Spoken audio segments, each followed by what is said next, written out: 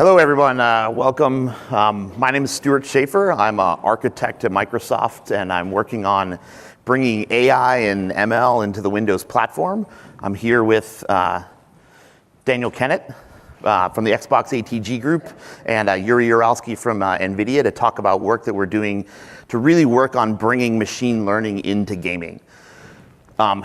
There we go. So today what I want to run through quickly is how many of you here have heard of Windows ML, lots of press and lots of great stuff about it. We'll go through really what the foundation of Windows ML are, a little bit about the API, some of the work that we're doing with partners like Unity, and really sort of talk about what we're doing with it in gaming and what we see coming up ahead. In general, when we look at machine learning, we brought it into Windows for a couple reasons. What we see a lot of is that there are an incredible number of applications for machine learning that are just becoming incredibly practical and realistic to use. In gaming, we see things like denoising and superscaling, animating characters, scene generation, NPC AIs, lots of techniques that are starting to mature based on machine learning. And those are things that are really important scenarios to our game developers that we really want to make first class in the platform.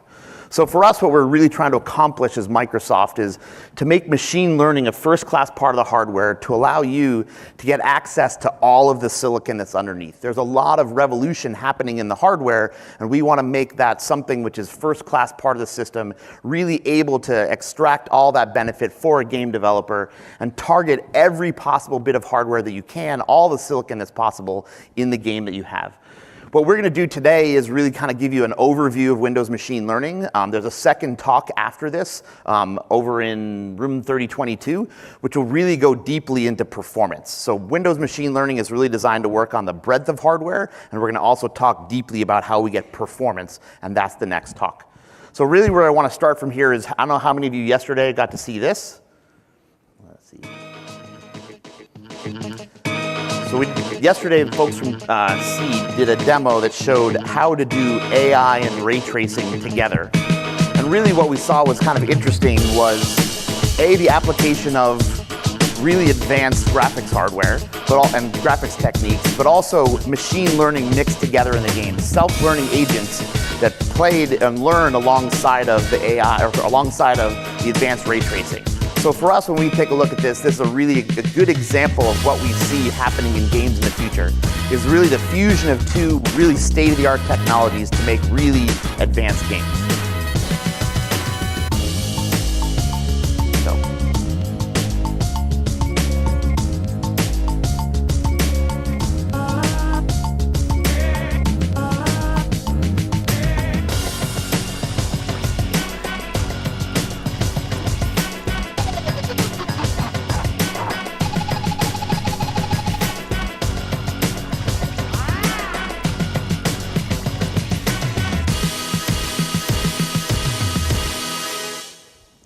Awesome. I really love the little robots kind of interacting with each other. One of the things that's really important that we sort of think about machine learning and AI is that it's technologies and techniques that have been around for quite some time, but really scale has changed everything and made it possible. What we've seen in the deep learning space is that really what we've come to is a place where we can use neural net technology to be as accurate as human beings at things that we consider human level skills. Hearing and seeing and input, all the types of things that we think of as human cognitive skills have really become accurate enough to be state of the art. And those things are driven a lot by the fact that we are really good at collecting very large data sets. Deep learning networks are really hungry and require millions and millions of labeled rows to really understand what's going on inside of things. We also have an incredible amount of computing power, and the synthesis of those together has really driven our ability to do things that human beings can. That, plus when we really look at one thing that has driven us to the place that says, awesome, now we have these great skills, are they really ready to use? To be honest, they are. We really have seen a lot of maturity in the tools and framework space. We've seen the ability for us to really increase the accuracy of these networks while also increasing the efficiency of the hardware that's underneath. We've also seen something that's really important is that the algorithms themselves have gotten more efficient, as I said, sort of leverage the operations that are possible underneath the machines and reuse some of those same technology across multiple domains.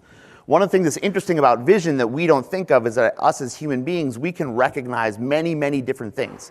But often when you train a neural network, it's very, very good at recognizing chickens or cows or something very specific. But we've learned how to reuse all that information and reuse that core skill and apply that to many, many different places. So those things have really given us a lot of tools in our toolbox to make machine learning something which is both usable and useful itself.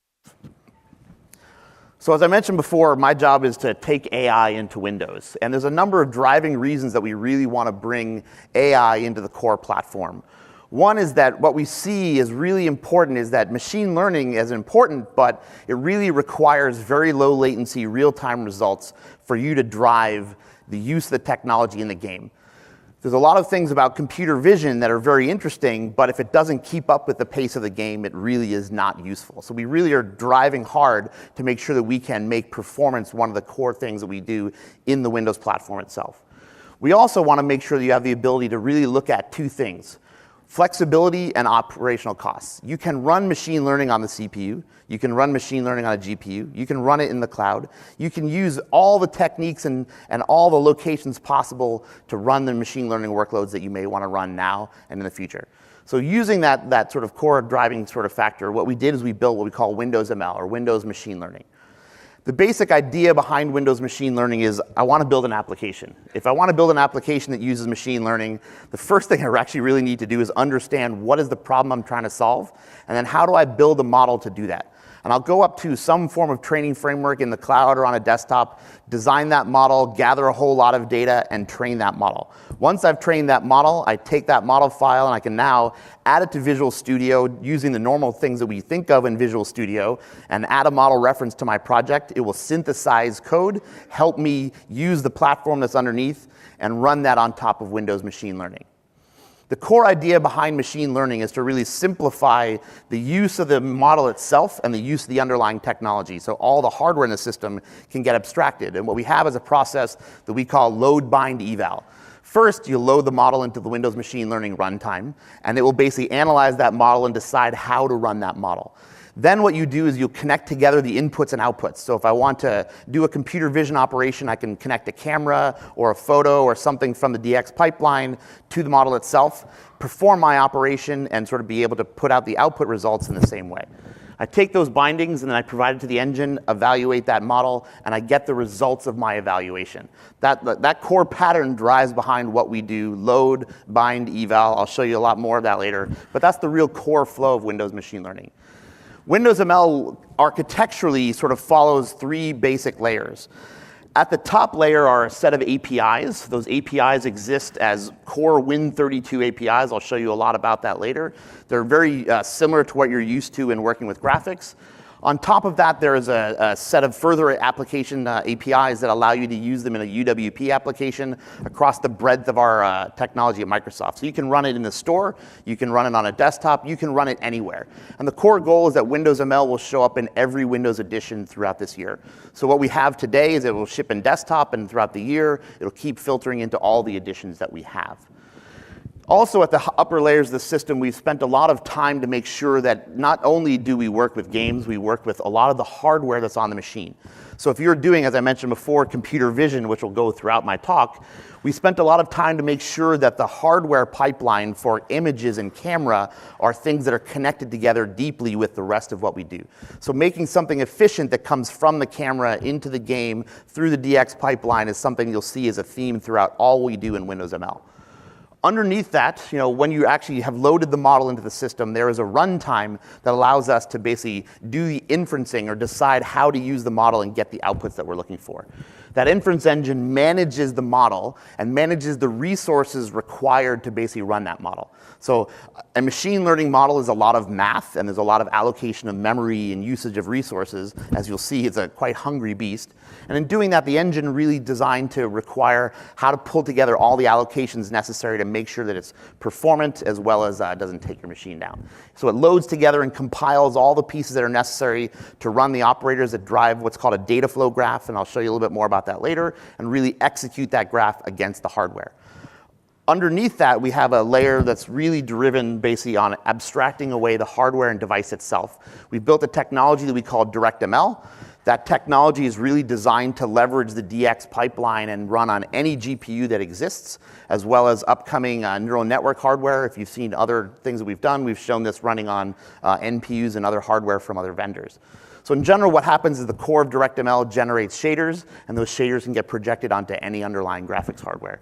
We've also done a lot of optimizations on the CPU so that you get the best out of the CPU and optimized every class of CPU instruction that we've seen, from SSE all the way up to AVX512. But as I mentioned before, I'll remind you again, if you really want to see how we get performance, we have another talk after this. They'll show you deeply how DirectML gets deep performance on the hardware that we have. So Windows machine learning really is driven by the core, as I said, the loading of a model into the system. Where do we get models from? Well, we took a very hard bet on something we call ONNX, the Open Neural Network Exchange. We use those models natively in our system. So when you create a model in any framework that exists today, you can take that model and import it into an ONNX model. We teamed up with Facebook and Amazon and have joined together with a lot of other companies, Intel, NVIDIA, Qualcomm, and others, to be able to sort of really drive a standard format for us to build models and evaluate them in systems. So we use that ONNX model natively. We have built a whole body of tools we call WinML tools. We've given a lot of those back to the open source and put them up in the ONNX consortium. So they are free public domain conversion utilities. We support today a lot of the major frameworks, Caffe2, CNTK, CoreML, SparkML, all different kinds of machine learning libraries where you can build and train a model and then import it into our system using ONNX. You can also use cloud services. So you can use Azure Machine Learning, build a model in Azure Machine Learning and export it. And coming soon, the Azure Custom Vision service will allow you to basically just take data, provide it to them. Here's the photos of what I'd like to analyze, and they'll produce a model directly in the ONNX format for you. So using that ONNX model, the thing that really drives the heart of the system, from there, what we can do is bring that into our system. So if we want to think about what to do with that model, a lot of it comes down to what's the technique or the thing that I'm trying to accomplish. In computer vision, the most sort of basic 101 thing that we do is handwriting recognition. There's a common data set called MNIST, which is about 60,000 or so handwritten numbers and letters, or actually it's numbers. And really what we've done is a simple model to basically look at how do you analyze something like handwriting.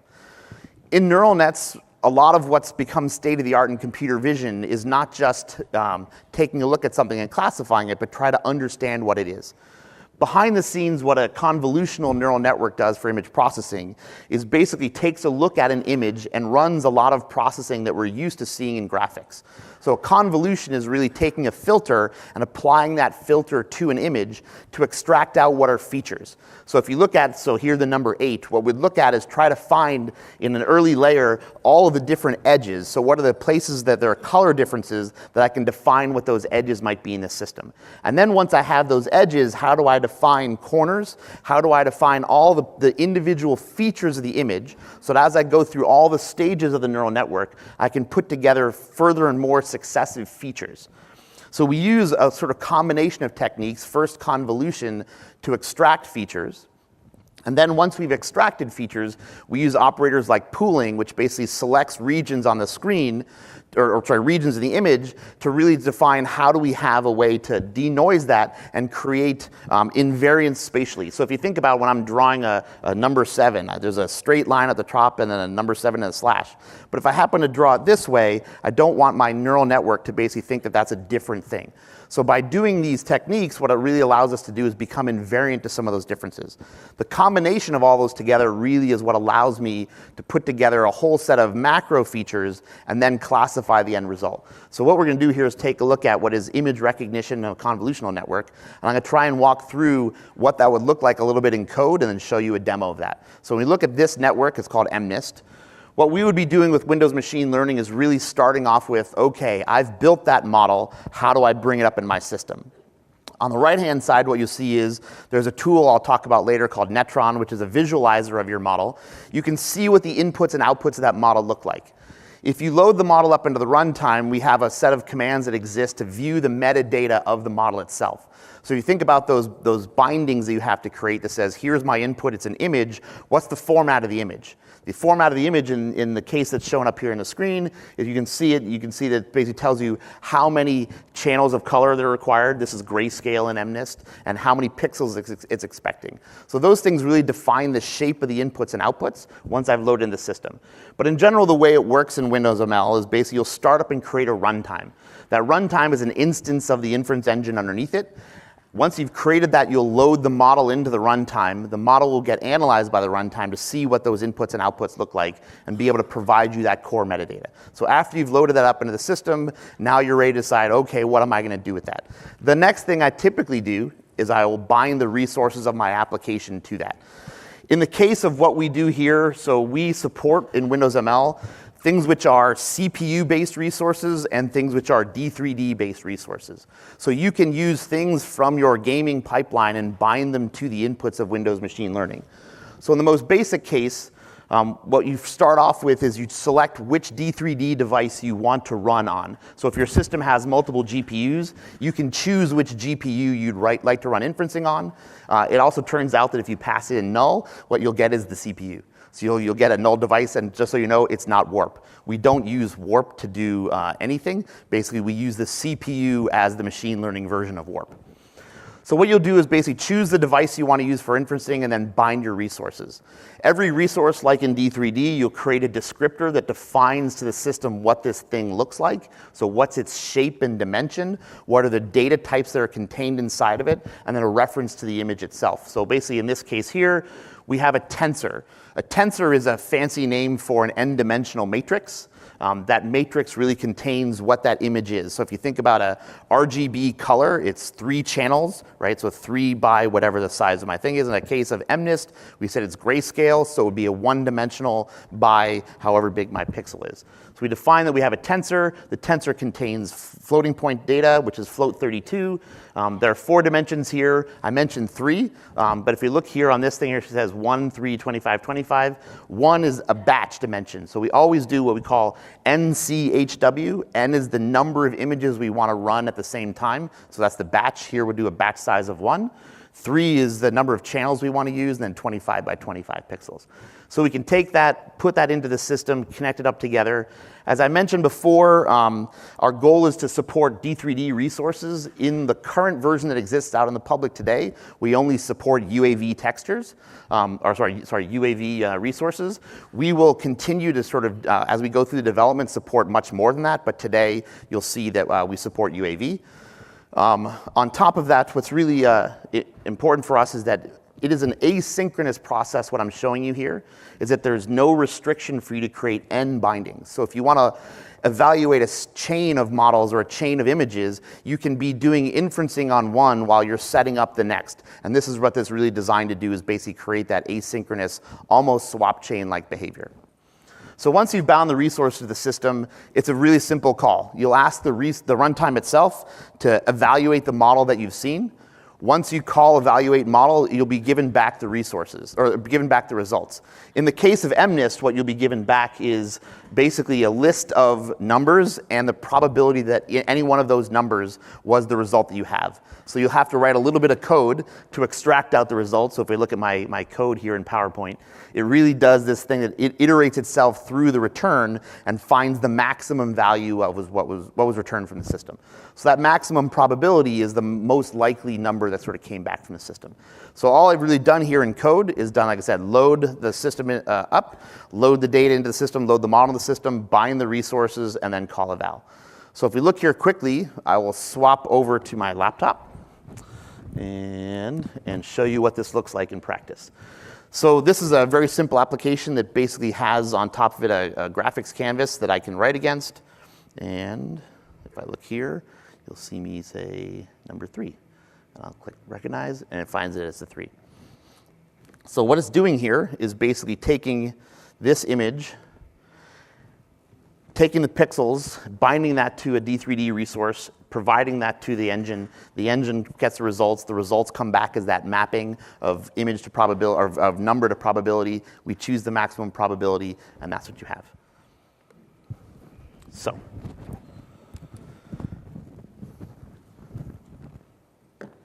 As I mentioned before, one of the things that's really important is that we've built the core platform technology, but we've also realized that one important part about it is that no platform technology is useful without the tools behind it. So as I mentioned earlier, we've built a number of converters that allow you to take a model and convert that from a number of different frameworks that are out there, Caffe, CNTK, TensorFlow, and bring that into the Windows ecosystem.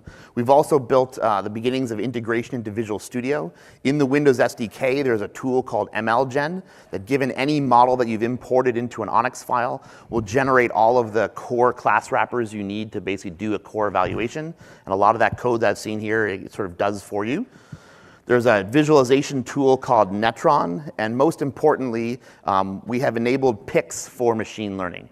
So I'm sure a lot of you here are used to debugging with PICs.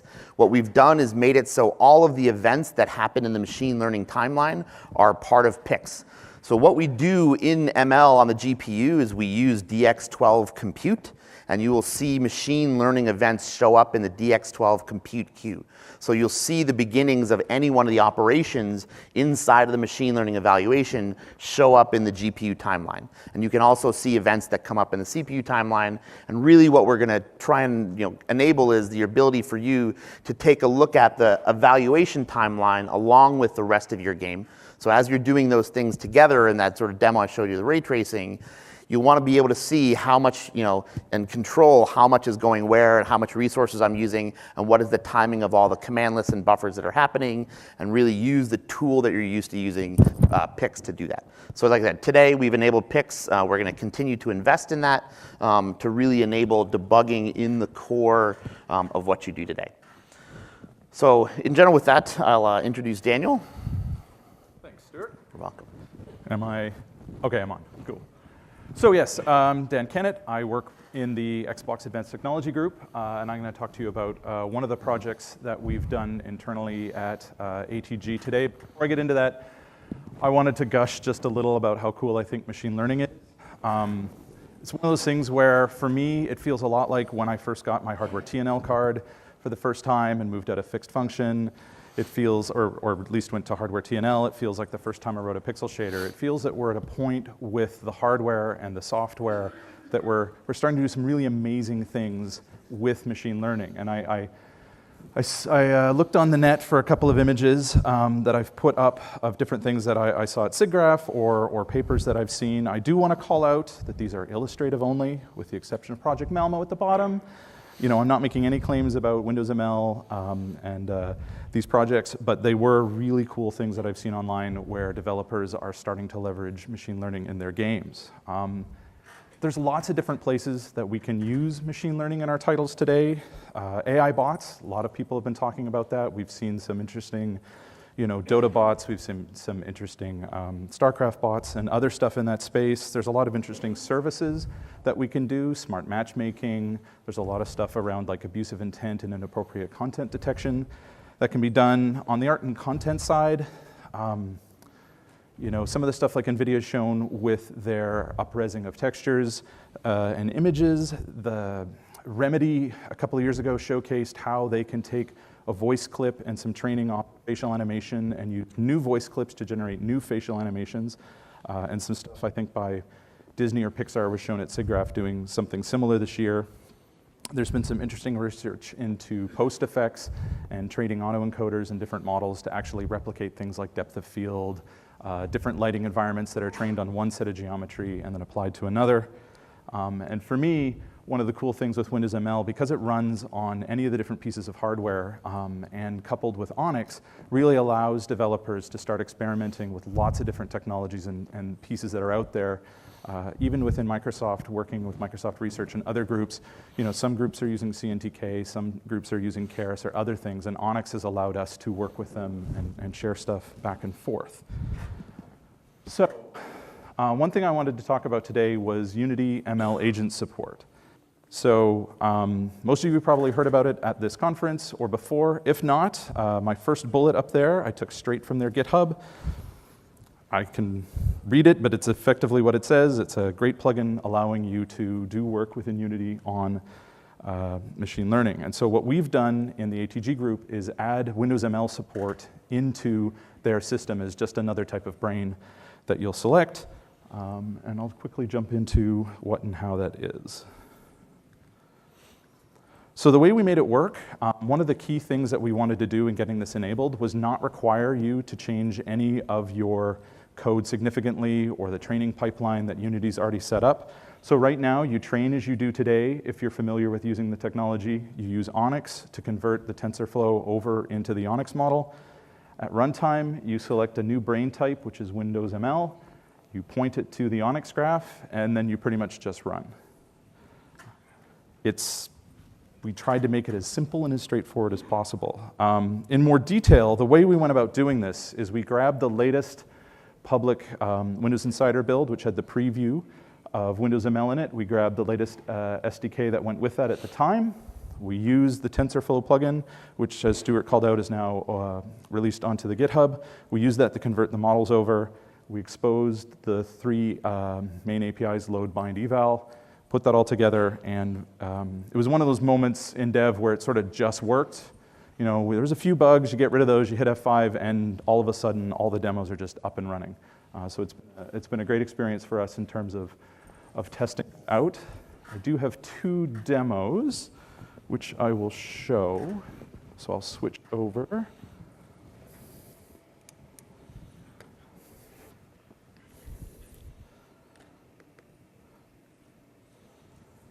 So these are 2 of Unity's stock WinML demos. These are running on the 0.2 release. That's what we had at the time that I put this deck together. I haven't added any additional bits or pieces to this because I really wanted to show that we took the demos as they were, we added this new brain type, we changed the type, we did the conversion, and we ran. Everything that Unity's done continues to just work within their reinforcement layers. And then the other one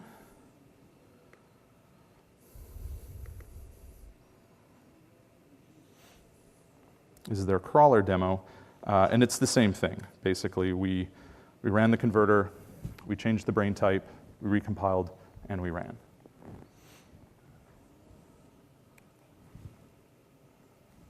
One second, sorry about that.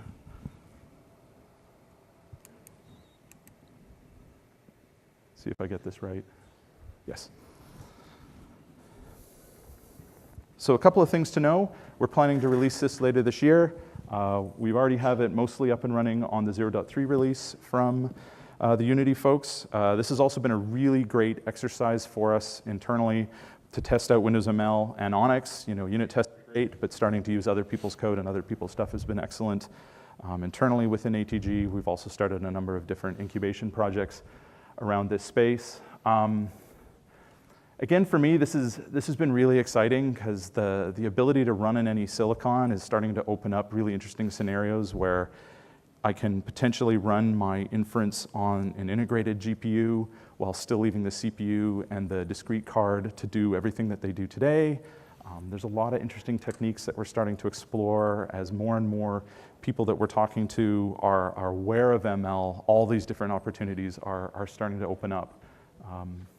And hopefully next year we'll have a lot more demos to show you guys.